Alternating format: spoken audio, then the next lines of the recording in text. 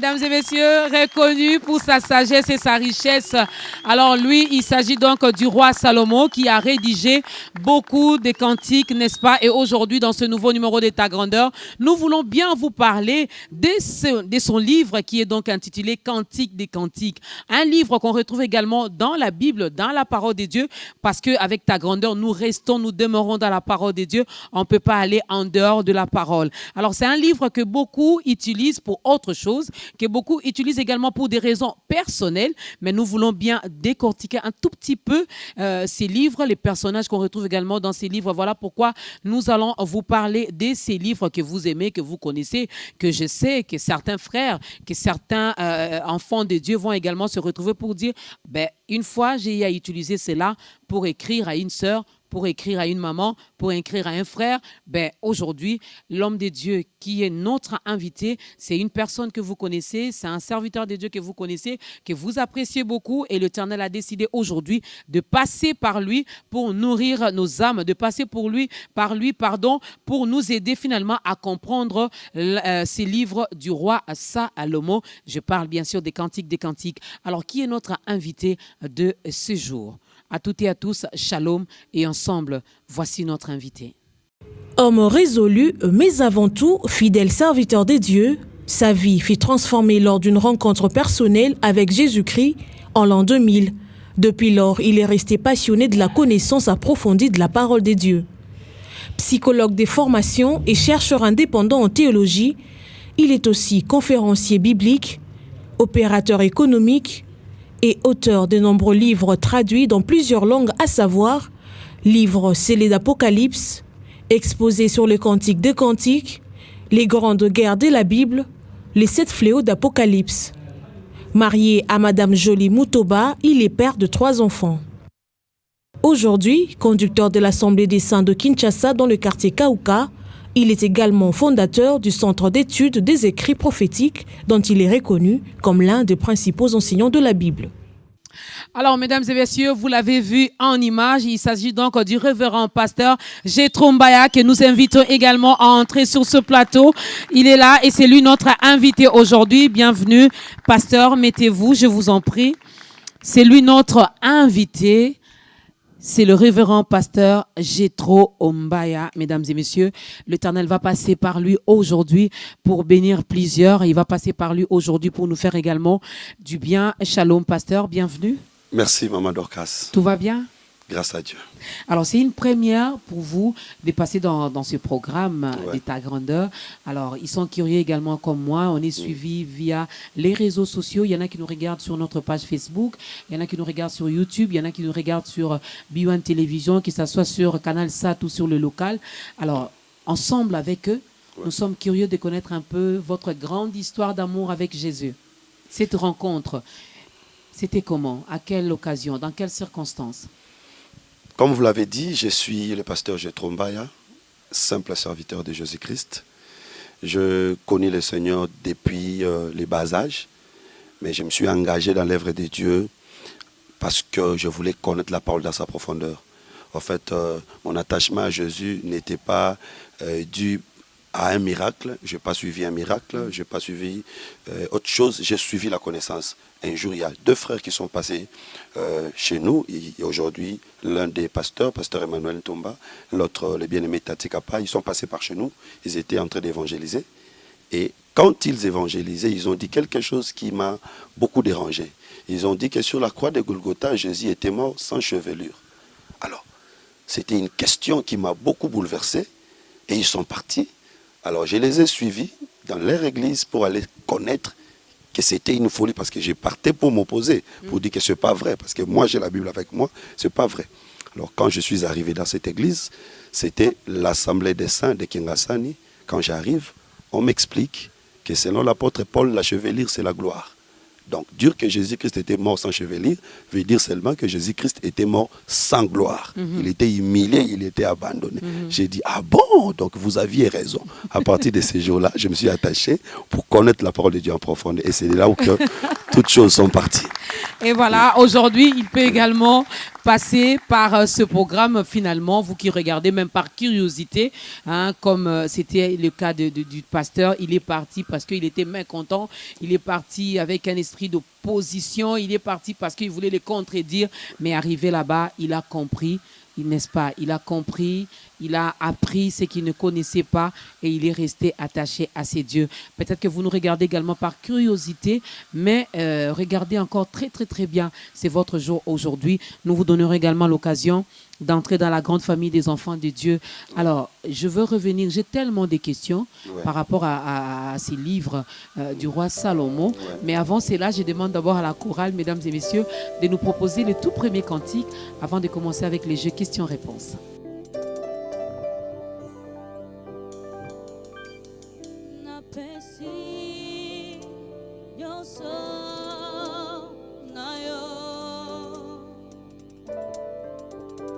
Bondi nyonso na yo na bombe lokote na bombe lokote na bombe lokote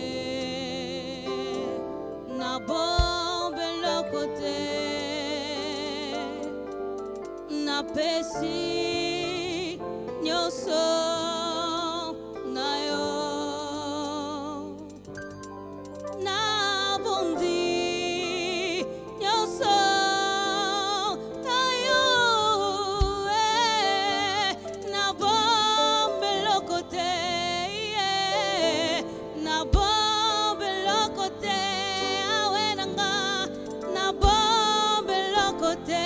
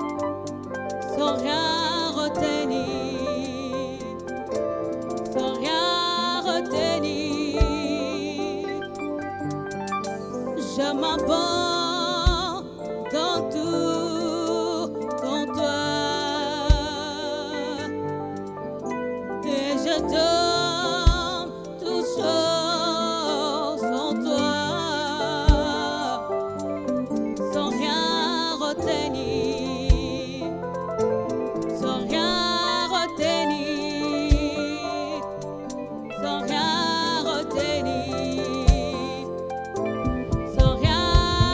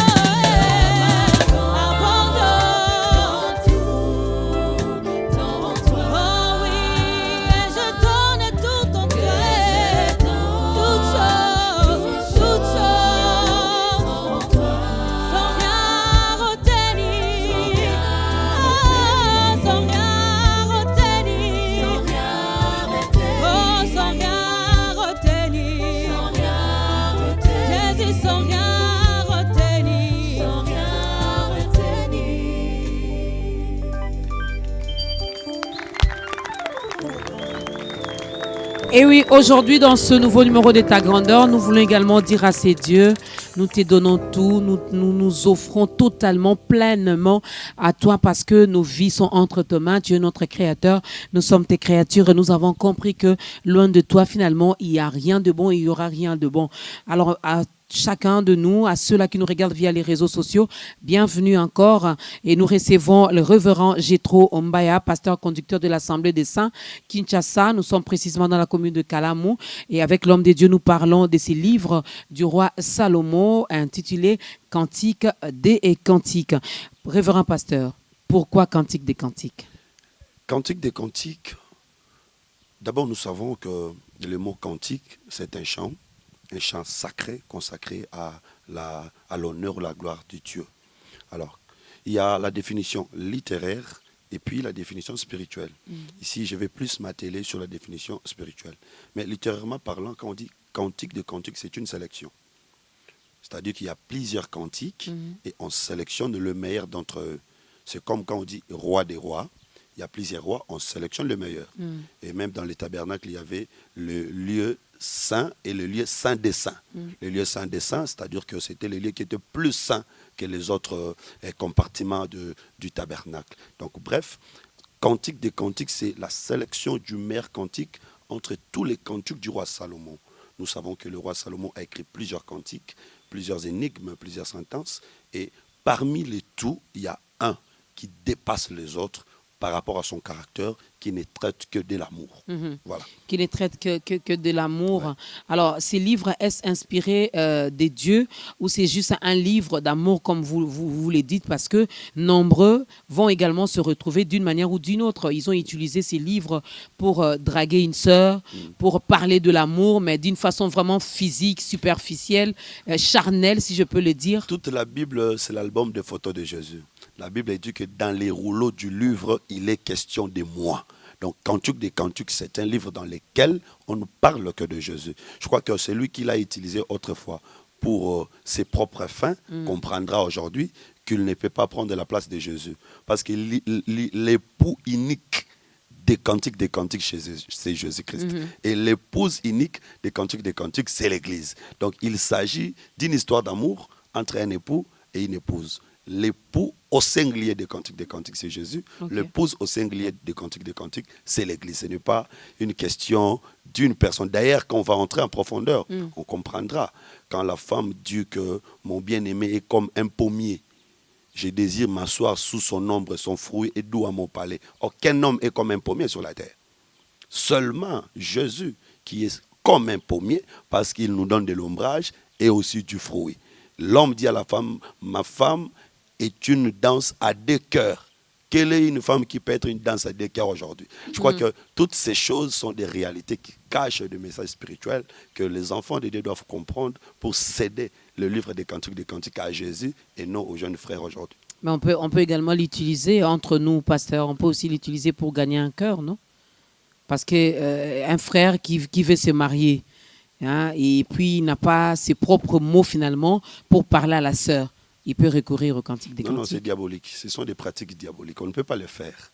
On ne peut pas le faire tout simplement parce que c'est prendre la place de Jésus. Et puis c'est du mensonge. Parce que tout ce que vous direz, vous allez le dire parce que vous l'avez lu.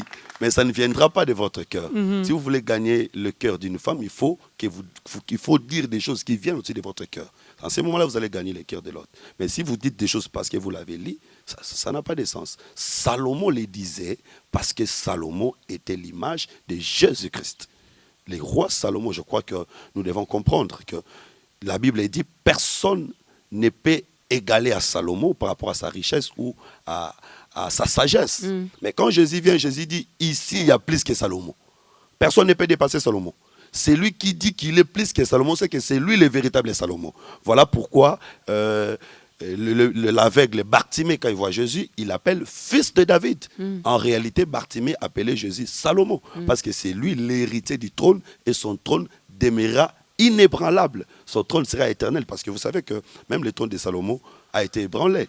Mais la prophétie disait que le fils qui succédera à David, son trône sera inébranlable. Donc on parlait de Jésus. C'était une prophétie qui parlait de la venue du Christ, que son royaume sera inébranlable. C'est pourquoi Fachi a 5 ans, une fois renouvelable, mais Jésus a un royaume qui ne prendra pas fin. J'aimerais participer au royaume de Jésus. Amen. J'aimerais être ministre dans le royaume de Jésus. Parce que là, il n'y a pas de mandat. Là, nous allons aller jusqu'à l'éternité. Ok, vous avez dit quelque chose qui m'a un peu tiqué, qui m'a un peu réveillé. Quand vous parlez de Jésus, qui est donc le roi Salomon, qui représente Jésus. Entre-temps, ce roi Salomon, beaucoup de polygames se réfèrent également à lui, hein, Ouais.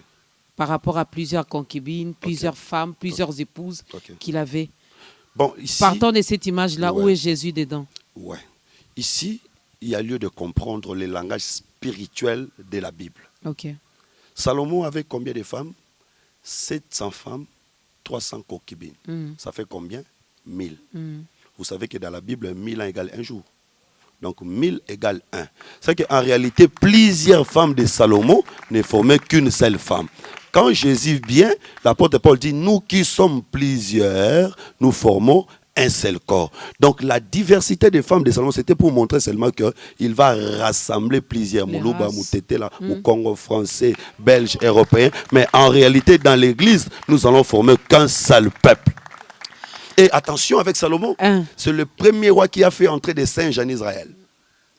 C'est le premier roi qui a accepté de prendre les femmes étrangères.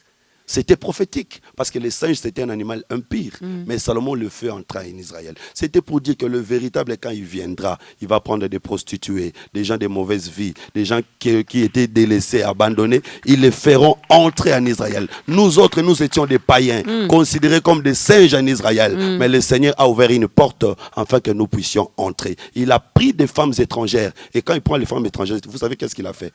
Il prend les dieux de toutes ces femmes-là. Les dieux de toutes ces femmes deviennent ses dieux. Donc quand il prend les dieux de toutes ces femmes, c'est pour dire que la femme n'aura plus de dieux. C'est-à-dire que nous, aujourd'hui, nous avions des dieux des noirs, des dieux ceci, cela. Aujourd'hui, le Seigneur a pris toutes ces choses. Il a avalé. Nous n'avions plus ces dieux-là. C'est Jésus qui reste notre seul Dieu. C'est un peu comme la verge de Moïse en Égypte qui avale tous les serpents de Pharaon. Donc ces jours-là, tous les serpents étaient entrés dans le ventre du serpent de Moïse. Le seul serpent qui était resté, c'était le serpent de Moïse. Je l'ai dit, le seul Dieu qui reste, c'est le Seigneur Jésus-Christ. Parce qu'en lui, il a avalé tous les dieux de ce monde. Je vais même dire qu'il a avalé toutes les maladies. Il a avalé tous les problèmes, que personne ne se décourage parce que le Seigneur est vivant et puissant. Le Seigneur est vivant, le Seigneur est puissant. Mesdames et messieurs, nous sommes toujours dans la parole de Dieu. Ouais. Nous restons d'ailleurs dans la parole de Dieu. Et j'ose croire que même ceux-là qui se cachaient un peu derrière l'histoire du roi Salomon, ben, en tout cas, mon peuple périt par manque de connaissances. Ouais. Vous avez épousé plusieurs femmes. Oh non, mais Salomon, aujourd'hui, on nous a expliqué 700 femmes, 300 concubines, ça fait 1000. 1000 dans la présence de Dieu vaut un jour. Donc, il n'avait qu'une seule épouse. Ouais. Alors, dans la Bible, nous retrouvons également plusieurs cantiques. Hein. Ouais. Cantique de Moïse, cantique d'Anne, cantique de David, cantique de ceci, de cela. En dehors de ceux-là qui sont cités dans la Bible, il y a encore d'autres cantiques? Il y a encore d'autres cantiques. Et nos cantiques d'aujourd'hui, nous ne pouvons pas les classer dans le même ordre que les cantiques de la Bible parce que nos cantiques d'aujourd'hui se réfèrent ou s'inspire des cantiques de la Bible. Alors, quand le Seigneur parle des cantiques dans les Écritures, ça a un sens spirituel.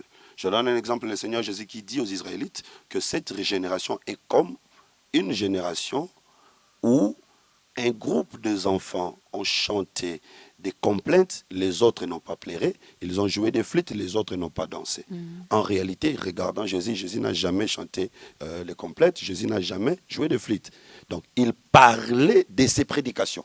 En réalité, ses prédications étaient des chants, les autres devaient danser, c'est-à-dire exécuter ou accepter, croire à la parole.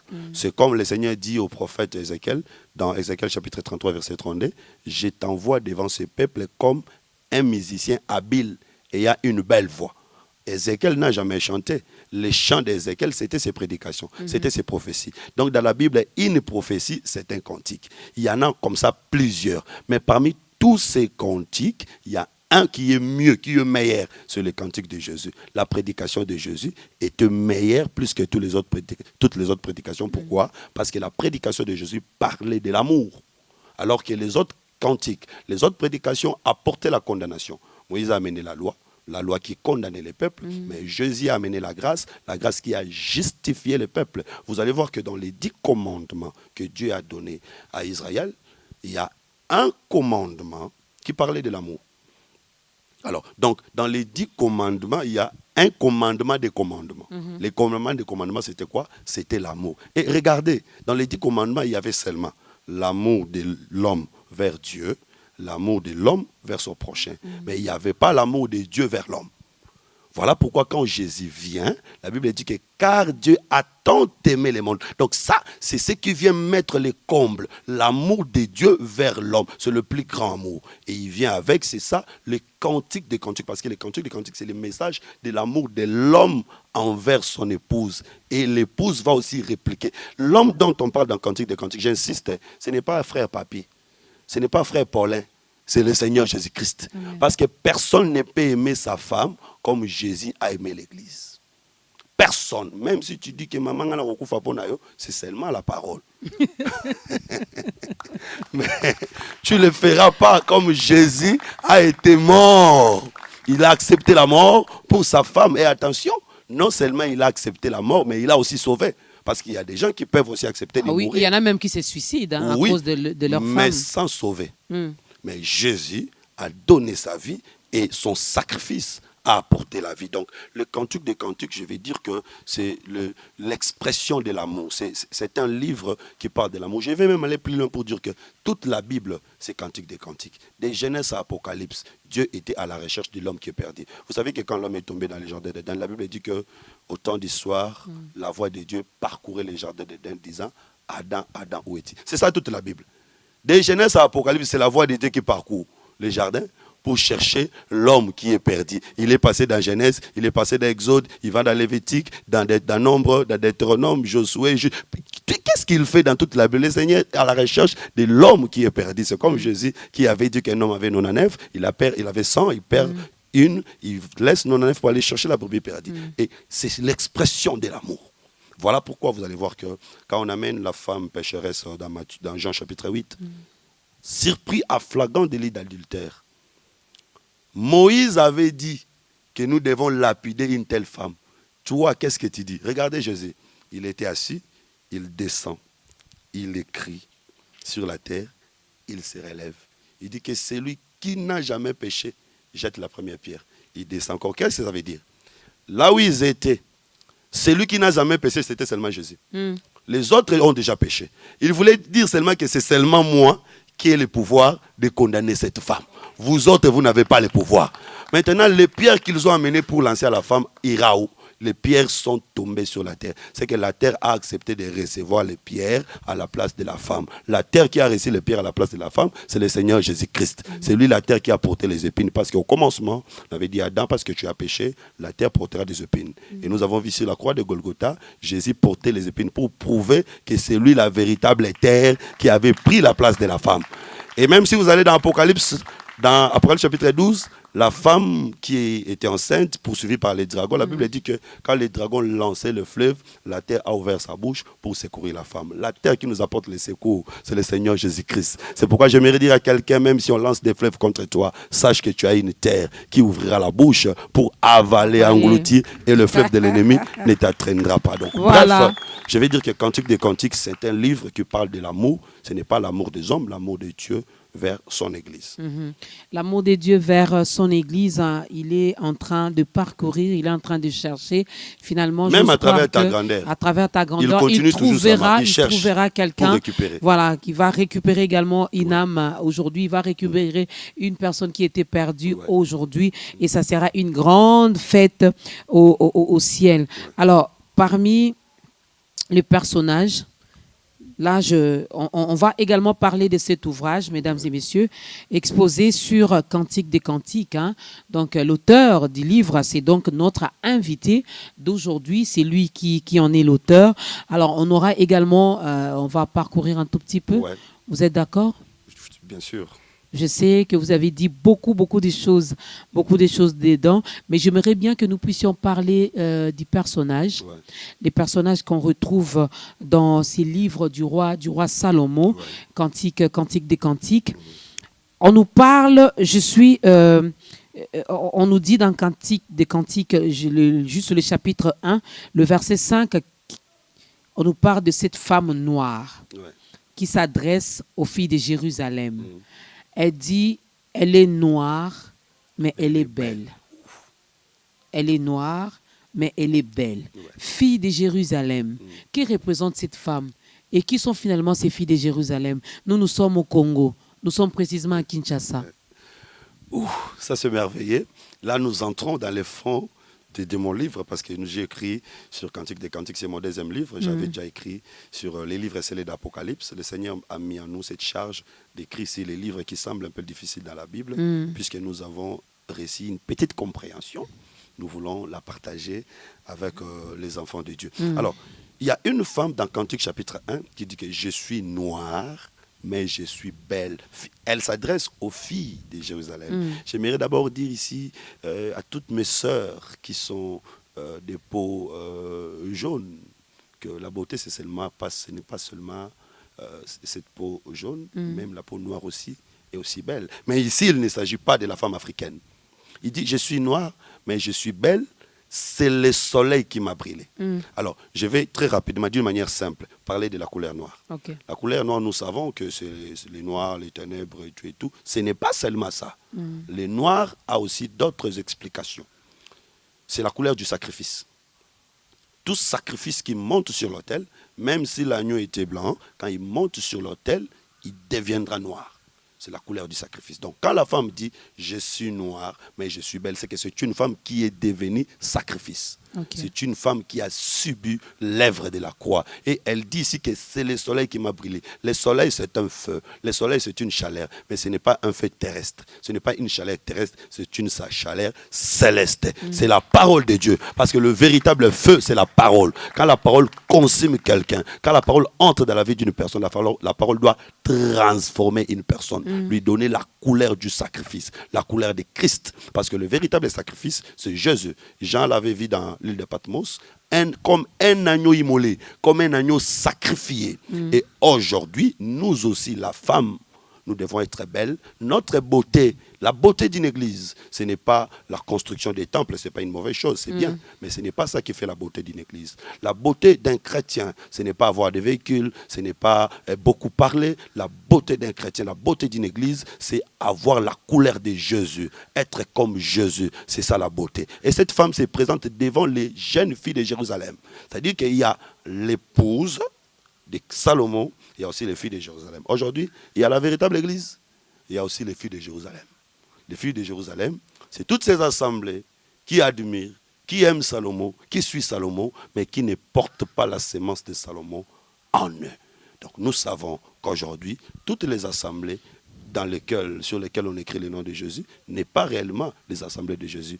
Sinon, la parole de Dieu va se contredire, parce qu'il avait dit que plusieurs viendront sous mon nom. Donc, toutes ces assemblées-là, ce sont des filles de Jérusalem qui sont là, en train d'admirer la véritable, parce qu'elle est transformée par la parole céleste et non par la parole récit dans Google, récit dans des études personnelles. Et la parole qui sauve, c'est la parole qui vient du ciel, c'est la révélation du ciel. Israël dans le désert n'ont pas sémé pour manger. Israël dans le désert ont mangé la manne qui est descendue du ciel. Et la manne s'est arrêtée que les jours où ils sont entrés à Canaan. Donc nous disons qu'aujourd'hui dans l'église, nous allons manger seulement la parole qui vient du ciel. Nous n'allons pas s'aimer, nous n'allons pas chercher des choses terrestres, nous allons attendre la parole céleste. Et cette parole ne s'arrêtera que le jour où nous allons entrer à Canaan. Or, entrer à Canaan ici, c'est l'enlèvement. Le jour où nous serons enlevés, la prédication va cesser. C'est comme Rebecca, le jour où elle verra Isaac, elle descendra des chameaux. Aujourd'hui, nous sommes encore sur les chameaux, nous marchons avec les chameaux. Les jours où nous verrons notre Isaac dans les airs, en ces moments-là, les ministères cesseront, la parole cesseront. Donc ici, la femme noire, c'est la véritable église qui doit être transformée par le soleil, et les autres filles de Jérusalem vont admirer. Apparemment, finalement, toutes ces assemblées qui sont représentées ici comme les filles de Jérusalem passent leur temps finalement à critiquer le vrai. À critiquer, à regarder, à s'étonner, parce qu'il y a plusieurs versions, dans plusieurs chapitres, par exemple au chapitre 2 ou au chapitre 4, ces femmes demandent à la Sunamite, qu'a ton bien-aimé de plus que les autres hommes pour que tu nous en conjures ainsi. C'est-à-dire que nous savons que notre bien-aimé est plus que tous les hommes, et plus que tous les dieux, et plus que tous les prophètes, et plus que tous les rois, et plus que tous les riches. Alors les autres s'étonnent, pourquoi ils s'attachent comme ça à Jésus? Pourquoi à tout moment ils vont à l'église? Pourquoi à tout moment ils vont prier? Pourquoi ils consacrent toute une émission comme ça pour Jésus? Une grande émission, une si grande émission. Ils s'étonnent, mais nous savons. Et la femme, Salomon répond, mon bien-aimé est blanc et vermel, sa tête est d'or pire, ses boucles sont flottantes comme le corbeau. C'est que la femme doit connaître son mari. Il saura comment répondre à chaque fois qu'on lui persécutera à cause de l'amour qu'elle a envers son mari. La femme doit connaître son mari. Nous parlons ici de l'Église qui doit connaître le Seigneur Jésus-Christ, chose difficile de nos jours. On a même du mal finalement à défendre notre époux lorsqu'on nous attaque, lorsqu'on nous pose même certaines questions du genre pourquoi ils sont attachés à lui, pourquoi on a du mal, même quand on nous pose la question de savoir pourquoi nous l'aimons. On ne sait pas quelle réponse donner, pasteur. C'est évident. Aujourd'hui, nous déplorons. Vous savez, il y a un phénomène dans nos églises. Il y a plus des déclarations que des prédications. Quand les hommes de Dieu viennent à la chair pour prêcher, ils prennent plus de temps à faire des déclarations. Tu seras la tête et non la queue. Tes ennemis ne vaincront pas. Tu réussis. Mais c'est pas mal, c'est dans la Bible. Hein. C'est pas mauvais. C'est pas mauvais. Mais toutes ces déclarations, si elles ne sont pas basées sur l'enseignement, ou si elles ne sont pas précédées par l'enseignement, ce ne sont que des cris. Ce ne sont que des cris qui n'opèrent rien. Quand vous dites par exemple que tu seras la tête et non la queue, il faut comprendre la tête dans la Bible, c'est quoi? La queue dans la Bible, c'est quoi? Il ne faut pas seulement se limiter à la définition littéraire. Il faut aller aussi à la définition spirituelle pour comprendre. Jésus-Christ a marché sur les eaux. Toi aussi, tu marcheras sur tes ennemis. Vous prenez directement les eaux comme les ennemis. Par quel mécanisme vous avez pu interpréter les eaux aux ennemis? Vous voyez, c'est-à-dire que les hommes de Dieu, nous devons à un certain moment nous remettre en cause pour savoir, parce que l'Église dépend de ce que nous nous disons. Nous devons apprendre à enseigner l'Église. La Bible dit que vous connaîtrez la vérité vous affranchira. Connaître la vérité, c'est quoi? La vérité, c'est quoi? La vérité, c'est la parole. Christ avait dit que je vous enverrai le consolateur, il vous conduira dans toute la vérité. C'est que la vérité est grande. Il faut qu'on vous conduise dans la vérité. La vérité dont on parlait, c'est la parole de Dieu. Nous devons entrer. C'est pourquoi dans Cantique des Cantiques, la Bible dit que entraîne-moi dans tes appartements, nous courons. La femme demande à l'homme de l'entraîner dans les appartements et qu'il puisse courir. Ça, c'est merveilleux. Les appartements ici, d'abord, c'est le ciel, bien sûr, mais c'est aussi la Bible et les Écritures. L'homme doit amener la femme dans les Écritures, entrer dans Genèse, passer dans Exode, sortir, aller jusqu'à Apocalypse. Et on ne marche pas, il faut courir. Or, courir ici, c'est merveilleux. Paul dit, je cours comme un athlète. Jamais nous avons vu Paul courir. Courir pour Paul, c'est exercer le ministère. C'est-à-dire que quand un homme de Dieu est en train d'interpréter, il est en train de courir. Alors il doit entraîner aussi l'Église à suivre l'interprétation, l'explication. Je vais dire quelque chose très rapidement. Ça va peut-être me prendre 2-3 minutes. Saoul veut tuer David. Alors, puisque Jonathan aimait David, Jonathan dit à David, viens, cache-toi ici, je vais te faire signe. Je vais envoyer un jeune homme. Je vais tirer une flèche et le jeune homme va courir. Si la flèche dépasse cette limite, c'est que mon père veut te tuer. Si la flèche ne dépasse pas cette limite, c'est que mon père ne veut pas te tuer. David se cache, Jonathan tire la flèche. Le jeune homme qui court, qu'est-ce qu'il fait? Quand il court, il lance un message. Ici, courir veut dire lancer un message. Mais attention, courir au-delà de la limite ou avant la limite, on ne parle que de qui? On ne parle que d'une seule personne. Donc nous disons que dans la Bible, quand nous prêchons, nous donnons un message. Mais ce message ne parle pas d'une autre personne. Ce message ne parle que de Jésus-Christ qui est caché. Parce qu'attention, Jésus est caché dans les Écritures. Il faut savoir interpréter pour le faire sortir. C'est pourquoi le livre des Cantiques renferme Jésus, cache Jésus. Il faut avoir les yeux spirituels pour le faire sortir. C'est le problème aujourd'hui avec nous. Nous travaillons pour donner les yeux spirituels aux enfants de Dieu afin de voir Jésus, de voir que cet enseignement, c'est le véritable amour que le Seigneur donne à son Église. Et quand nous les maîtrisons, c'est le salut. Quand nous les maîtrisons, c'est le salut, mesdames et messieurs. C'est le révérend pasteur Jethro Mbaya qui nous parle de ces livres du roi Salomon, Cantique des Cantiques. Écoutons la deuxième chanson.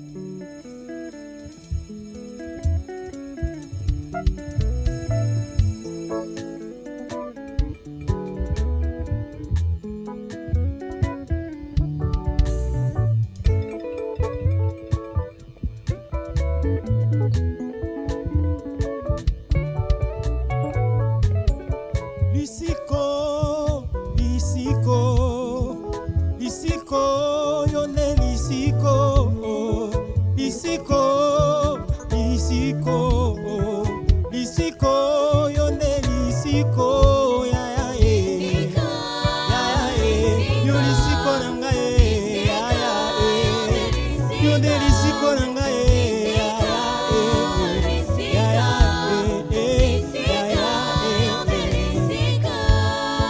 Lisiko, Lisiko, Lisiko, yone Lisiko, Lisiko, Lisiko, Lisiko, yone Lisiko, ya ya eh, yone Lisiko nanga ya ya eh, yone Lisiko nanga eh, ya ya eh, ya ya eh, ya ya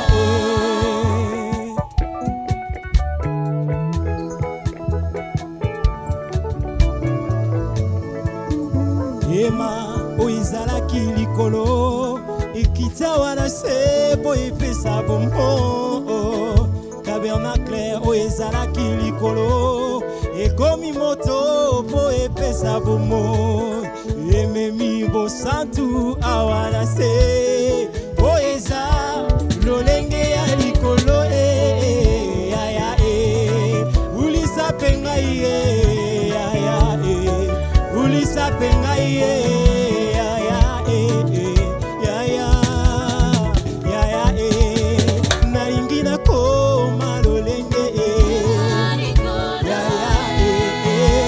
ya kita wana bika bika mwa kama ya ya salanga nakoma lolenge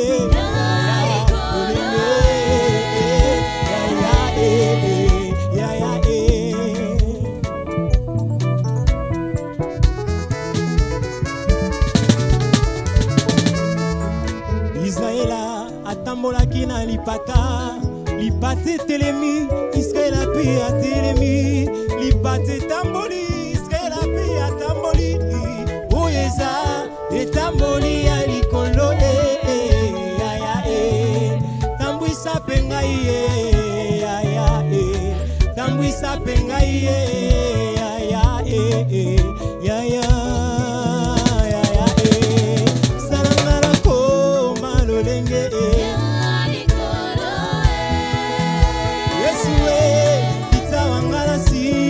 Bonzambe, Bonzambe, ya ya yakawa tovanda lolenge,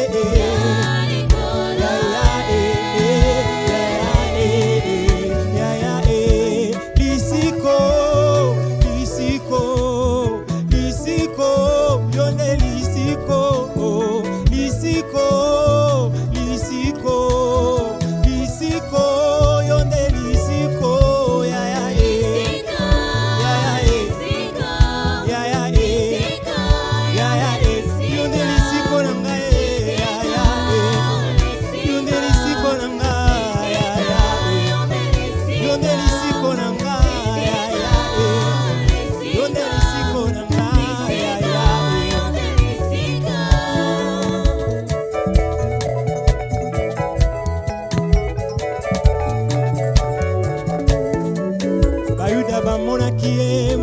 Joseph, mais Jean-Zomona lolenge ya likolo. Il dit l'agneau de Dieu qui ôte les péchés, prédestiné avant la fondation du monde. Scandale pour les Juifs, grâce pour les nations. Ouïza et mon Eli ya likolo ya ya Monisa penga ya ya Monisa penga ya ya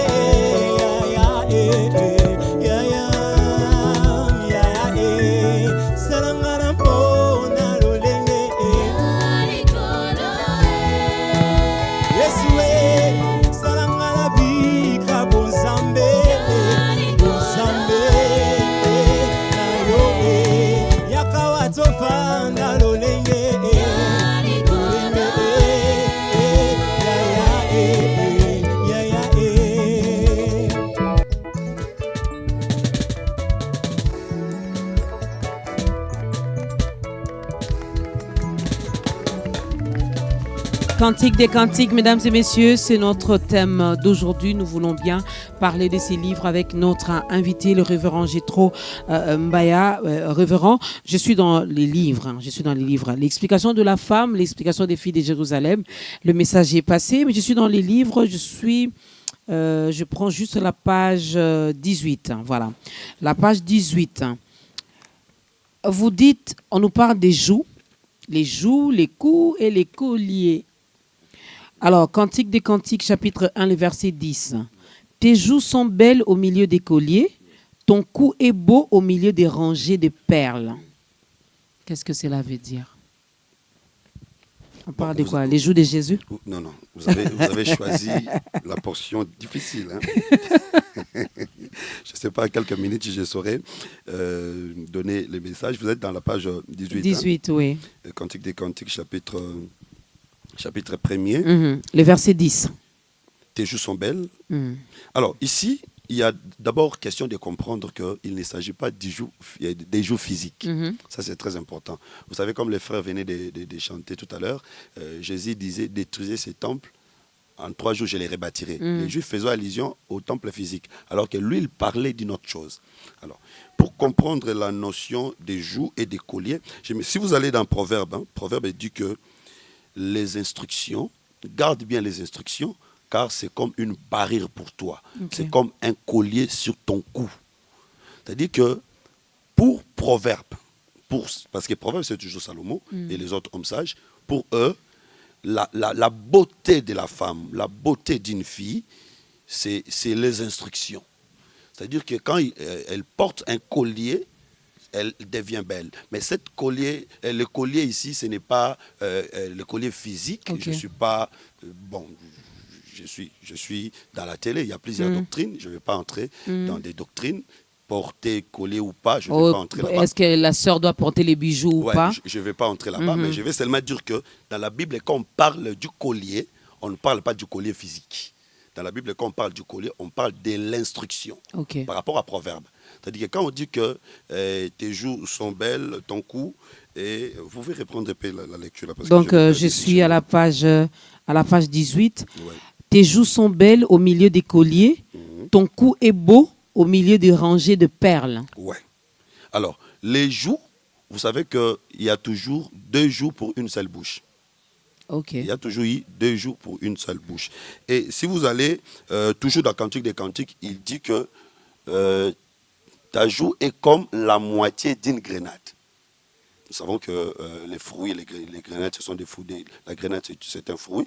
Il dit que ta joue est comme la moitié d'une grenade. C'est-à-dire que les 2 joues formera une seule grenade. Donc, 2 joues forment une seule grenade. Et nous savons qu'une grenade, c'est un fruit. C'est un fruit qui est censé avoir une bouche à l'intérieur. Parce que 2 joues doivent toujours avoir une bouche à l'intérieur. Okay. Alors, quand on dit que ta joue est la moitié d'une grenade, c'est que les 2 joues forment une seule grenade. Alors, si vous allez dans les vêtements d'Aaron, vous allez voir que le Seigneur avait dit qu'on mette des grenades, mais qu'on mette aussi des clochettes. C'est-à-dire que chaque grenade devait être accompagnée de clochettes. Pour dire que les grenades doivent faire sortir les sons. Donc, c'est pour dire seulement que quand l'homme regarde la femme, il voit 2 joues de la femme, il voit que c'est un fruit, c'est les grenades. Les grenades qui a toujours été accompagnées de clochettes. C'est que c'est une femme qui a les sons. C'est une femme qui a la bouche, c'est une femme qui a la parole. À la naissance de Jésus, peut-être que là, on ne m'a pas compris. Quand Jésus était d'abord dans le ventre de sa mère, Marie, Élisabeth dit à Marie, le fruit de tes entrailles est béni. Donc pour Élisabeth, Jésus est un fruit. Donc si Jésus est un fruit, c'est que Jésus est aussi une grenade qui devait être accompagnée de clochettes, comme toujours dans Exode chapitre 28. C'est-à-dire que Jésus était un fruit qui devait faire sortir les sons, qui devait parler. C'est pourquoi Hébreux chapitre 1, verset 1, la Bible dit qu'après avoir parlé à nos pères par des prophètes, Dieu en ces derniers temps nous parle par les fils qu'il a établi héritiers de toutes choses. Donc quand on dit que la femme a des joues comme des grenades, c'est pour dire seulement que c'est une femme qui a les sons. Et attention avec les coups, c'est très important parce que les coups, c'est la partie qui relie la tête et le corps. Oui. Nous savons que Jésus, c'est lui la tête de l'Église et nous, l'Église, nous sommes le corps. Alors, l'intermédiaire entre Christ et l'Église, c'est le ministère. Donc c'est que l'écoute, c'est le ministère qui relie l'Église et son maître. Vous savez que Anne pouvait prier, mais pour que sa prière soit exaucée, le sacrificateur, il devait lui dire, va en paix. Donc le sacrificateur était l'intermédiaire entre Anne et son Dieu. Donc nous disons ici que les coups, c'est le ministère. C'est pourquoi, quelque part, toujours dans le cantique, on dit que ton coup est un arsenal où il y a tous les boucliers des héros. Les coups ici, c'est le ministère. C'est-à-dire que dans l'église, c'est chez les ministères, chez les ministres de Dieu qu'on trouve toutes les armes possibles. Quand l'apôtre Paul dit que prenez aussi les armes spirituelles. Où est-ce que les fidèles vont prendre les armes spirituelles? C'est auprès des ministres. C'est-à-dire puiser dans la parole qui est prêchée. Et quand on dit qu'il y a les boucliers des héros, nous savons que les héros sont les prophètes qui sont passés. Les boucliers, selon Ephésiens chapitre 6, c'est la foi. C'est-à-dire que les ministres d'aujourd'hui doivent aussi avoir la foi qu'avaient les autres prophètes. J'aimerais qu'aujourd'hui, qu'un homme de Dieu soit aussi puissant que Moïse. J'aimerais qu'aujourd'hui, un homme de Dieu soit aussi puissant qu'Élie. J'aimerais qu'aujourd'hui, un homme de Dieu soit aussi puissant qu'Abraham, et aussi la foi qu'Abraham, parce que nous devons avoir les boucliers de ce héros-là. Donc, ici, pour bien comprendre, Maman Dorcas, j'aimerais que nous puissions un peu rentrer sur les personnages. Ok. Parce que Cantique des Cantiques, c'est un poème. Dans la Bible, c'est l'ensemble de plusieurs livres. Et les livres de la Bible sont catégorisés. Oui. Nous avons les Pentateuque, les 5 livres de Moïse. Nous avons les livres historiques, à partir du livre des Juges, et aller jusqu'à les Chroniques, ce sont les livres historiques. Nous avons des livres poétiques, Psaumes, Job, Proverbes, ce sont des livres poétiques. Et dans les livres poétiques, nous avons Cantique des Cantiques. C'est un poème. Vous savez que, vous êtes de la télé, vous savez, quand on fait par exemple un cinéma, il peut y avoir un scribe qui écrit. C'est une seule personne qui écrit, mais il donne les paroles à tous ceux qui vont travailler, qui vont jouer. Mais c'est seulement lui. C'est comme Cantique des Cantiques. C'est seulement Salomon qui est en train de parler. Mais il écrit, il dit des choses que les autres doivent répéter. Okay. Donc, tous ceux qui interviennent ne sont que des répétiteurs de ce que Salomon a dit. Ici, je vais même sortir des cantiques pour dire que tout ministre de Dieu est un répétiteur.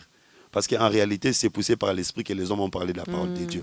Donc, en réalité, tout ce que nous disons, il y a un metteur en scène qui met des paroles dans nos bouches, nous disons. C'est pourquoi personne ne peut dire que ça, c'est ma prédication. Ce n'est pas ta prédication. C'est comme une actrice qui joue dans un théâtre ou dans... Oui, c'est juste un rôle. Là. C'est un rôle. Tout ce que vous dites là, c'est les scribes, les réalisateurs ou les concepteurs qui avaient dit que vous allez dire ceci, cela. Donc, tout ce que Tromba est en train de dire, c'est seulement ce que le Saint-Esprit m'a dit de dire. Donc, dans Cantique des Cantiques, il y a 9 personnages. Mais tous ces personnages ne répètent que ce que Salomon leur a dit de dire. Alors nous avons Salomon lui-même, qui est considéré comme le bien-aimé, l'époux. Nous avons la Sunamite, la fiancée. On n'aura pas le temps pour dire pourquoi on l'appelle Sunamite. Nous avons les filles de Jérusalem. Nous avons les vaillants hommes de Salomon. Nous avons les gardes de la ville. Nous avons les frères de la fille Samamel. J'aimerais qu'on en parle même avant la fin de l'émission. Nous avons la fille Samamel. Et nous avons les compagnons de Salomon. Et enfin, la femme à la recherche de son époux. Donc nous avons presque 9 personnages dans les livres des Cantiques des Cantiques. Alors, tous ces personnages représentent deux peuples. Très rapidement, Salomon représente le Seigneur Jésus-Christ. Okay. La Sunamite, la fiancée, l'épouse représente l'Église. Les filles de Jérusalem, j'avais déjà dit, représentent les assemblées. Les vaillants hommes de Salomon, ce sont les ministres qui sont chargés de protéger la litière de Salomon qui est l'Église, de garder. Ce sont les hommes de Dieu.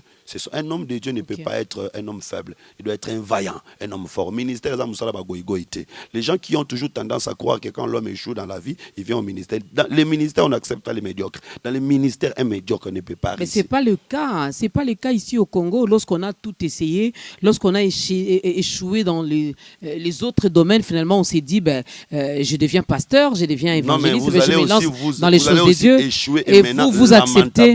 Non. Quand quelqu'un échoue et il vient parce qu'il a échoué, ici, rassurez-vous, il va échouer lamentablement. Parce que pour être ministre de Dieu, il faut avoir un peu la connaissance sur tout.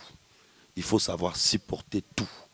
Il faut porter la charge de tout. Ce n'est pas facile. Si vous n'êtes pas appelé, je vous assure que vous n'allez pas supporter. Mais il y en a qui commencent et puis ils vont apprendre après.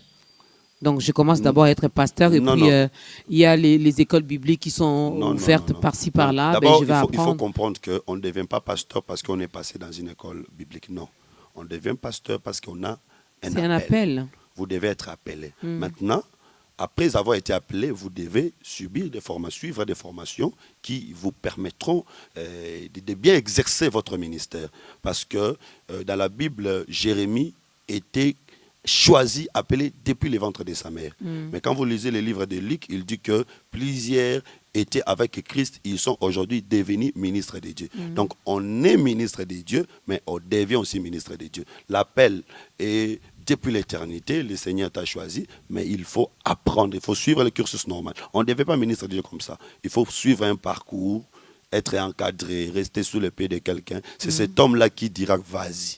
Il faut avoir quelqu'un à qui tu vas te référer lorsqu'il y aura un problème. Quelqu'un à qui les gens peuvent aussi venir t'accuser. Quand tu fais des bêtises, on va aussi voir tel ou dit que voilà, il a fait ceci, cela. Il peut aussi t'interpeller pour te remettre dans les droits chemins. Donc c'est l'ordre dans les ministères. Les apôtres ont été choisis par le Seigneur, ils ont été lancés. Et quand ils ont commencé à travailler, ils ont lancé des enfants. Et tous ces enfants s'est référé à eux. Donc nous disons que les vaillants hommes de Salomon, ce sont des ministres. Ils avaient tous des épées. Un vaillant homme ne peut pas manquer une épée. Donc, un ministre de Dieu doit avoir une épée. Tu ne peux pas manquer l'épée. L'épée aujourd'hui, c'est la parole. Nous ne sommes pas ministres des prophéties. Nous ne sommes pas ministres des miracles. Nous sommes ministres de la parole. Mais si j'ai déjà 2-3 paroles, donc je peux me considérer également. Ici, la parole, ce n'est pas 2-3 paroles, c'est la connaissance exacte de la Bible, la connaissance approfondie de la Bible. Moïse devait monter sur la montagne, regarder le pays dans son ensemble. Donc, un ministre de Dieu, c'est comme Moïse. Il faut monter pour regarder le pays dans son ensemble. C'est que la Bible, tu dois regarder la Bible dans son ensemble. Avoir une connaissance générale. Okay. Quand on te posera la question, tu y répondras. Parce qu'un ministre de Dieu, c'est celui qui est censé répondre aux questions du peuple. Le garde de la ville. Le garde de la ville, il représente les nations. Parce que vous allez voir que ceux qui auront la chance de lire les livres que j'écris, il y a une femme qui avait perdu son époux. Alors, quand elle sort pour aller chercher l'époux, elle rencontre les gardes de la ville. Les gardes de la ville l'ont frappé, l'ont tabassé. Elle rencontre son histoire. Cette femme, c'est Israël.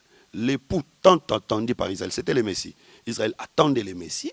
Et quand le Messie était venu, ici je suis dans Cantique de Cantique chapitre 5, l'époux vient, frappe à la porte. La femme dit, comment descendrai-je pour t'ouvrir? Je me suis déjà lavé.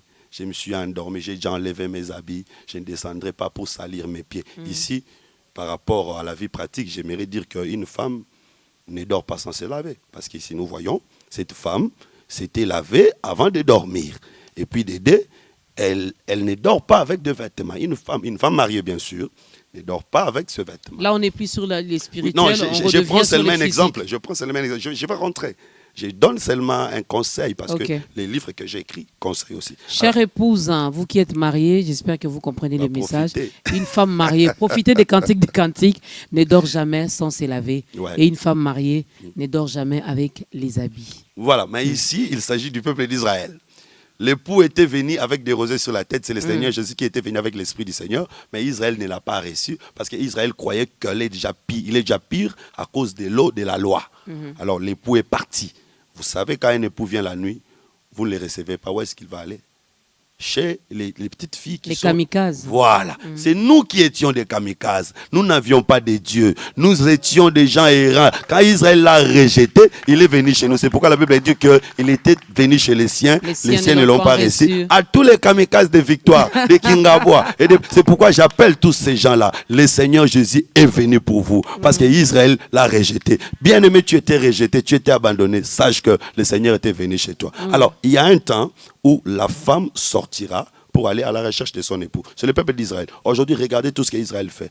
Israël est en train de rechercher à reconstruire les temples, à ramener les chandelles. Ils sont à la recherche de l'époux. Mais les gardes de la ville qui sont en train de les frapper aujourd'hui, ce sont les nations arabes et tout. Israël connaît beaucoup de problèmes. C'est en quelque sorte une punition que le Seigneur est en train de donner. Donc, nous avons beaucoup détaillé ces choses ici dans les livres. Le frère de la fille sans mamelle. Voilà. Ici, c'est très important. Là, il faut commencer d'abord par parler de la fille sans mamelle avant de parler des frères de la fille sans mamelle. J'aime beaucoup cette histoire parce qu'il y a beaucoup de gens, il y a un papa qui m'avait dit un jour, non, Biloro Nino, tu ne peux pas parler de ces choses à l'église.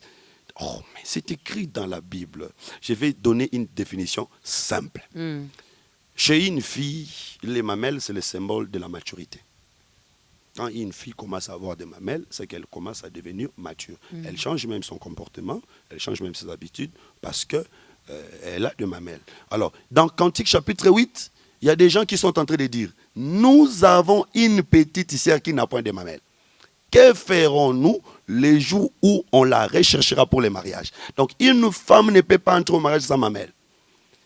Vous savez, je l'ai dit, que la femme dont on parle dans Cantique des Cantiques, c'est l'Église. Ok. L'Église est appelée à entrer au mariage. Le mariage ici, c'est le ciel. Mais l'Église n'entrera pas au ciel si elle n'a pas de mamelles. L'Église doit avoir des mamelles. Et les grands frères de la fille sans mamelles, ce sont les ministres de Dieu. Il n'y a pas un seul ministre, il y a plusieurs ministres. C'est pourquoi il dit nous. Donc personne ne peut dire que c'est moi l'apôtre majeur, c'est moi le prophète majeur, c'est moi. Non, parce qu'il y a plusieurs ministres de Dieu qui se soucient d'une seule petite sœur. Alors, les mamelles... Et moi, la petite sœur qui n'a pas de mamelles, les mamelles là représentent quoi? La maturité. Ok. Une église qui n'a pas atteint la maturité, une église qui n'a pas atteint la perfection, n'ira pas au ciel. Aujourd'hui, les soucis des grands frères, les soucis des ministres de Dieu doit être que la fille atteigne la maturité. Maman, regardez nos églises aujourd'hui. Comment est-ce que nos sœurs s'habillent? Comment est-ce que nos sœurs se comportent? Est-ce qu'elles ont les mamelles? Est-ce qu'elles sont matures? Quelqu'un a dit à ces sœurs-là que Dieu regarde les cœurs. Ça veut dire quoi? Ça veut dire non, mais ce que l'homme fait à l'extérieur, c'est l'expression de son cœur. C'est-à-dire que si Dieu regarde le cœur, il verra l'expression de ton cœur. Et tout ce que nous faisons ici, c'est l'expression de nos cœurs. Donc, quand quelqu'un est comme ça à l'extérieur, rassurez-vous qu'il est pire à l'intérieur. Donc, aujourd'hui, nous devons nous préoccuper de la perfection, du perfectionnement de l'Église. Les hommes de Dieu, ce sont les grands frères qui doivent se préoccuper du perfectionnement de l'Église. C'est-à-dire que l'Église doit atteindre la perfection. Nous devons travailler pour que l'Église atteigne la perfection, afin que cette Église soit enlevée. Je vais peut-être prendre des portions un peu plus compliquées de mamelles, parce que dans Cantique des Cantiques, quelque part, l'homme dit que ton sein est une coupe arrondie dans laquelle on trouve les vins parfumés. Le sein de la femme est une coupe dans laquelle on trouve les vins parfumés. Et un tonton du coin peut prendre ces textes pour l'utiliser d'une manière bizarre. Compliqué, troubler le cœur d'une sœur. Oui. Non, ce n'est pas des choses physiques. J'ai déjà dit que les seins, les mamelles, c'est la maturité. Ouais. Mais cette maturité ne doit pas être bâtie sur les enseignements du monde. Parce qu'il y a la discipline du monde et la doctrine de Jésus. Nous ne respectons pas, nous ne sommes pas disciplinés selon le monde. Nous suivons la doctrine de Jésus. C'est-à-dire que les mamelles de la femme, on doit trouver à l'intérieur du vin parfumé. Vous savez que le Seigneur Jésus, dans Matthieu 26, 26, donne son sang, il donne le vin, il dit que c'est son sang. Donc ici, quand on voit le vin dans la mamelle de la femme, ça dit que c'est le sang de Jésus. Et Jésus lui-même dit, c'est l'alliance. Donc l'Église atteindra la maturité quand l'Église comprendra l'alliance du Seigneur Jésus-Christ. Et puisqu'il y a deux saints, c'est qu'il y a deux alliances. L'ancienne alliance et la nouvelle alliance. La véritable Église doit comprendre l'ancienne alliance et la nouvelle alliance. C'est pourquoi la Bible dit que nous sommes fondés sur l'enseignement des apôtres et des prophètes. C'est l'ancienne alliance et la nouvelle alliance. On ne doit pas négliger l'une d'elles, non. On ne doit jamais négliger l'une. Parce que si vous ne comprenez pas l'ancienne alliance, vous ne comprendrez pas non plus la nouvelle alliance. D'ailleurs, écoutez, je sais que ça va être difficile pour les autres, mais je vais quand même dire parce que ta grandeur, c'est la grandeur de Dieu. Cantique des Cantiques, chapitre 7, verset 1er. L'homme pose la question. Qu'avez-vous à regarder la Sulamite comme une danse à deux cœurs? Donc la femme, la Sulamite, c'est une danse à deux cœurs. Une bonne femme doit danser à deux cœurs. C'est très important. Vous savez que le cœur, c'est l'ensemble des plusieurs voix qui ne forment qu'une seule voix. C'est-à-dire que plusieurs musiciens sont en train de chanter. Ils ne font sortir qu'une seule voix. C'est ça le cœur. Alors, quand on dit que la Sulamite et la danse à deux cœurs, c'est qu'il y a deux groupes de gens qui sont en train de chanter. Les premiers groupes, ce sont les prophètes de l'Ancienne Alliance. Ils ont chanté sous la coordination du prophète Moïse. C'est Moïse qui était le prophète majeur de l'Ancienne Alliance. Ils ont chanté leur chant, c'était la prédication de la loi, c'était l'Ancienne Alliance. Le deuxième groupe, ce sont les apôtres et nous autres ici. Nous chantons sous la coordination du Saint-Esprit qui est le Seigneur Jésus-Christ. C'est lui notre prophète majeur de ces temps. Alors, la femme doit danser à la loi, et au témoignage. La femme doit comprendre les Écritures et l'interprétation. La femme doit comprendre l'ancienne alliance et la nouvelle alliance pour atteindre sa maturité afin d'hériter les royaumes. La fille sans marelle. La fille sans mamelle, donc nous avons dit que sans mamelle. c'est ça. Et puis les compagnons de Salomon. Les compagnons de Salomon, ce sont des prophètes de l'ancienne alliance. Vous allez voir, quelque part, on dit que où est ton bien-aimé?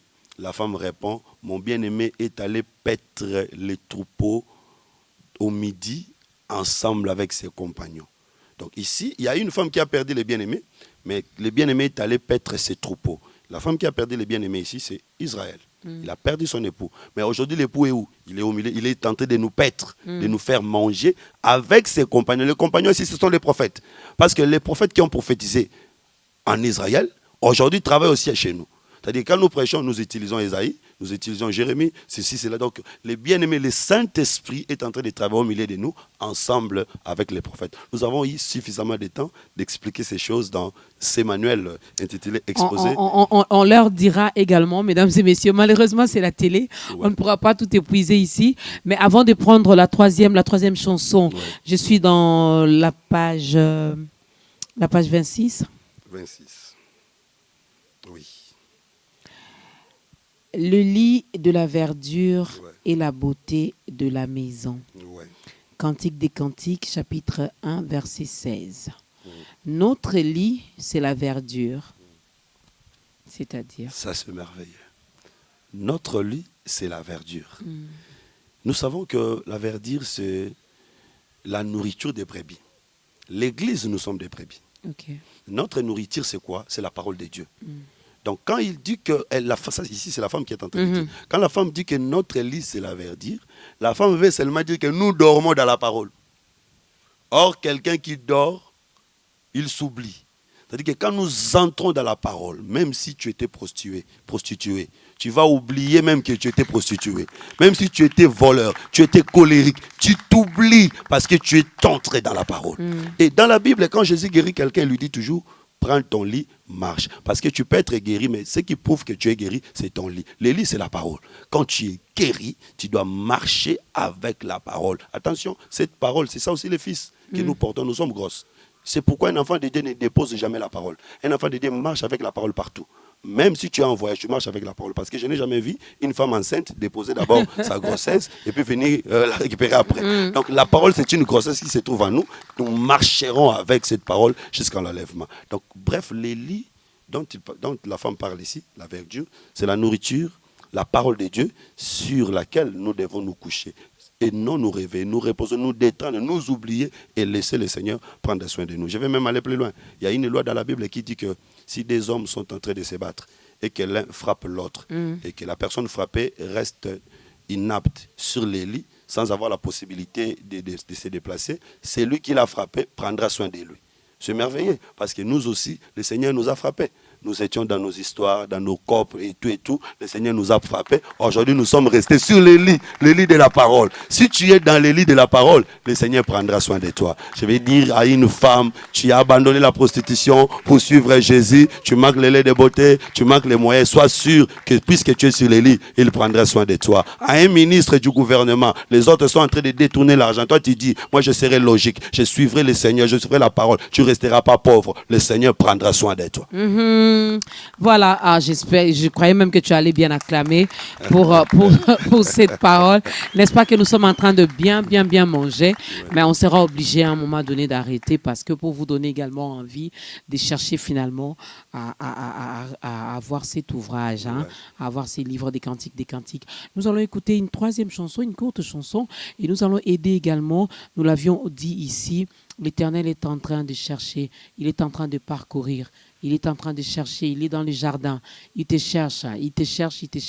Et aujourd'hui, par ce nouveau numéro de ta grandeur, voilà qui t'a trouvé. Alors, comme il t'a trouvé, il ne veut pas te laisser comme ça. Il ne veut pas te laisser comme ça, car la Bible dit, tu ne peux pas te rencontrer avec lui et rester la même personne. Alors, comme tu viens de le rencontrer maintenant via ce programme de ta grandeur, nous allons également te donner l'occasion finalement de vivre le résultat de cette rencontre. Chaque chose a son temps, mesdames et messieurs. Voilà, le moment est arrivé où nous voulons bien demander à notre invité de regarder sa caméra, de parler, de s'adresser directement, d'aider cette personne que nous regardons en ce moment, qui a compris que c'est Jésus-Christ qui est notre époux, c'est Jésus-Christ qui nous a tellement aimés, il s'est dépouillé, il s'est donné à la croix de Golgotha pour que nous soyons sauvés. Il a accepté la mort pour que nous ayons la vie éternelle. Pasteur Jétro, si vous pouvez aider cette personne également à donner sa vie à Christ. J'aimerais te dire, mon frère, ma soeur, papa, maman, vous qui êtes en train de nous suivre en ce moment, ce n'est pas un hasard. Le Seigneur a permis que ce soit vous, parce qu'il a un message spécial pour vous. Cantique des Cantiques, chapitre 2, la femme dit que mon bien-aimé est comme un pommier, j'aimerais m'asseoir sous son ombre, son fruit est doux à mon palais. Je t'appelle à rester sous l'ombrage de Jésus. La chaleur du soleil, les problèmes, les difficultés qui nous accablent en ce moment ne t'atteindront pas si tu es sous l'ombrage de Jésus. Et ne reste pas seulement sous son ombrage pour bénéficier des miracles et de puissance, mange aussi son fruit qui est la parole. Crois à la parole, marche avec lui, accepte de consommer ce qu'il te donne. N'attends pas les déluges pour entrer dans l'arche. Vous savez que la Bible dit que ce qui arriva au temps de Noé arrivera de même au temps du Fils de l'homme. C'est-à-dire qu'il y aura le jugement de Dieu, la colère de Dieu viendra. Le jugement de Dieu, ce n'est pas seulement ce qu'on nous prêche dans l'Apocalypse, mais c'est aussi les difficultés, les souffrances qui peuvent arriver à cause de nos péchés. N'attends pas que tu tombes malade. N'attends pas qu'on t'attrape parce que tu es voleur, parce que tu détournes l'argent de l'État. N'attends pas que le malheur arrive. Entre dans l'arche. L'arche est construite pour toi. L'arche aujourd'hui, c'est la parole. Nous t'appelons parce qu'il y a un malheur qui arrive. Entre dans la parole. Moi, je n'appelle pas des gens à venir entrer dans mon église. Parce que vous pouvez entrer dans mon église, mais si vous n'êtes pas entré dans la parole, vous n'avez rien fait. Donc, je vous appelle plutôt à rencontrer Jésus. Parce que Jésus aujourd'hui, ce n'est pas la photo qu'on peut présenter. Jésus aujourd'hui, ce n'est pas des morceaux de bois qu'on peut présenter. Jésus aujourd'hui, c'est la parole. Il est écrit au commencement, était la parole. La parole était avec Dieu et la parole était Dieu. Et cette parole s'est faite chair. Je te présente la vraie parole, les Écritures et l'explication, l'évangile éternel. Je t'appelle à croire. Il y a plusieurs enseignements aujourd'hui. Il y a plusieurs doctrines aujourd'hui qui citent aussi le nom de Jésus. Mais je t'appelle à croire à la véritable doctrine de Jésus qui n'élève que Jésus, qui ne présente que Jésus parce que c'est lui qui est la solution à tous nos problèmes. N'attends pas que le malheur arrive. N'attends pas que les difficultés t'attrapent pour que tu viennes chercher Dieu. Mais viens à Dieu tel que tu es. Et ne te décourage pas. Ne te demande pas est-ce qu'il me recevra ou pas. Il avait dit, ce sont les malades qui ont toujours besoin de médecins. Et ta maladie, c'est ton péché. Ta maladie, c'est ton problème. Ton médecin est là. Il s'était guéri lui-même sur la croix de Golgotha. 3 jours après, il était ressuscité. Il est prêt. J'ai dit que dans le ciel, il y a la solution pour tous les problèmes. Au ciel, il y a la guérison pour toutes sortes de maladies. Au ciel, il y a une banque qui est capable de financer tout celui qui croit en son nom. Que le Seigneur Jésus-Christ te bénisse. J'aimerais prier pour toi pendant 1 ou 2 minutes seulement. Dieu de grâce, c'est lui qui croit. Celui qui acceptait ce message, je veux que là où il est, que tu touches son cœur, que tu lui donnes la force de continuer. Même ceux qui s'étaient déjà découragés, donne-lui la force de continuer. Celui qui vient de te rencontrer aujourd'hui, Seigneur, donne-lui la joie qu'Israël avait eue quand il a traversé la mer Rouge. Il avait compris que tu es son Dieu. Seigneur notre Dieu, sois leur guide. Toi qui es la colonne de feu, la colonne de nuée. Toi qui es l'étoile qui a conduit les mages. Guide tout celui qui a cru, afin qu'il sache où est-ce qu'il va mettre ses pieds, où est-ce qu'il va poser, Seigneur, sa vie, pour que le jour que tu reviendras, qu'il puisse participer au règne. Au nom de Jésus, que nous avons ainsi prié. Amen. Gloire à Jésus. Ces acclamations, c'était pour toi, mon frère, pour toi, ma soeur, parce que désormais, nous sommes de la même famille, nous sommes de la famille des enfants de Dieu. Alors, il y avait de la place pour toi aussi. Donc, bienvenue dans cette grande famille. Si tu n'as pas une église d'attache, si tu n'as pas un endroit pour aller finalement communier avec les frères et sœurs, partager, écouter la bonne nouvelle, tu peux nous contacter via notre numéro qui est affiché au bas de l'écran. Nous pourrons toutefois vous orienter. Alors, révérend pasteur, qu'est-ce que nous pouvons retenir en 2-3 mots par rapport à notre thème d'aujourd'hui, Cantique des Cantiques, et s'il y a un programme également, nous pouvons l'avoir? Oui. En un mot, je peux dire que le livre des Cantiques, c'est un livre inspiré. C'est le résumé de toute la Bible.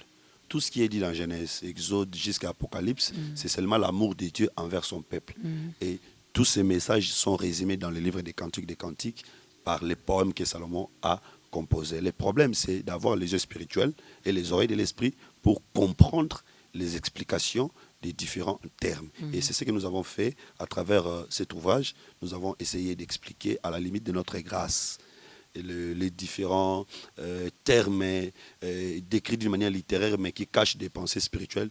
Nous les avons expliqués dans cet ouvrage intitulé Exposé des Cantiques qui sera disponible bientôt. Donc c'est le 9 juin, c'est dimanche 9 juin à partir de 15h à l'hôtel Invest, dans la salle de conférence de l'hôtel Invest. C'est là où nous allons présenter officiellement les livres. Il y aura aussi vernissage et il y aura vente officielle. Donc après, nous aurons aussi un grand séminaire chez nous à l'église, Assemblée des Saints de Kinshasa, Kauka, sur avenue Prévoyance, numéro 45, quartier Kauka.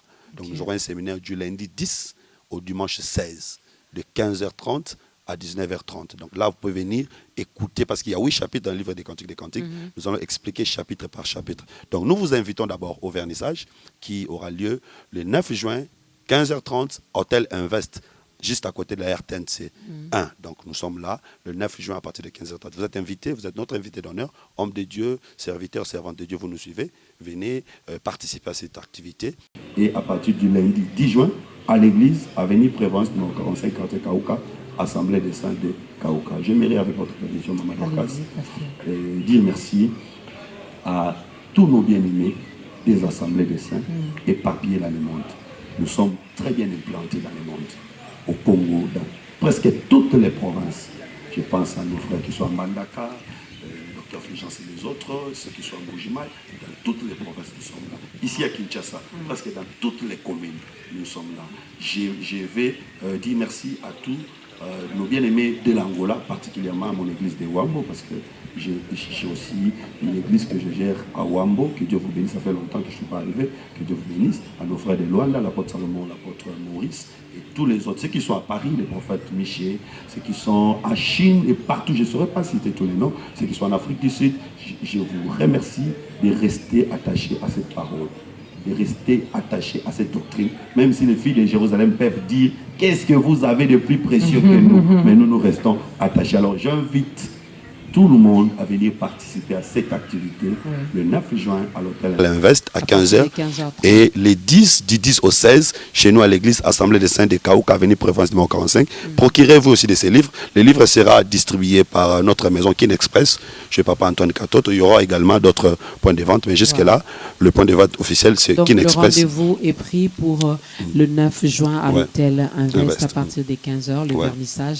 de cet ouvrage exposé sur Cantiques et Cantiques. Nous n'avons pas pu exploiter finalement tous les chapitres qui sont dans ces livres, mais venez ce jour-là, vous aurez également droit peut-être à poser une ou deux questions, et pourquoi pas aller également à l'Assemblée des Saints de Kinshasa Kauka, où vous allez retrouver l'homme de Dieu. Moi, j'ai dit un grand merci. Merci. À vous, merci aussi pasteur Gétro, à nos frères qui nous ont accompagnés. Merci. Voilà. Merci aux serviteurs de Dieu, aux hommes de Dieu, à la chorale qui était là. Est-ce que vous pouvez vous acclamer pour vous-même, vous encourager par des acclamations? C'est notre groupe de l'Assemblée des Saints de Kinshasa Kauka. Voilà. Merci à vous. Ils ont merveilleusement bien chanté. Merci à la grande équipe d'État Grandeur de ces jours, mesdames et messieurs.